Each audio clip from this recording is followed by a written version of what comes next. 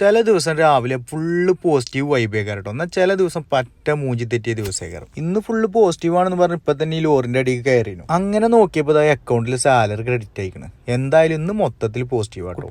കുട്ടികളെ രാവിലെ തന്നെ മദ്രസ കൊണ്ടാക്കാൻ ഇറങ്ങി. ഇനി മദ്രസയിൽ ഓലെ കൊണ്ടാക്കി തിരിച്ചു വരുമ്പോൾ ചായയും കുടിച്ച് പോരണം. രാവിലെ ഈ മദ്രസ ഓട്ടം കഴിഞ്ഞാൽ ഞാൻ ആദ്യമൊക്കെ ഇവിടെ വന്നൊരു ചായയും ഒരു കാലിപ്പൊറോട്ട അടിക്കും. എന്നിട്ട് പിന്നെ കുറച്ചു നേരം കഴിഞ്ഞിട്ട് വന്നിട്ട് ഒരു താമിയ സാൻഡ്വിച്ചും കഴിക്കും.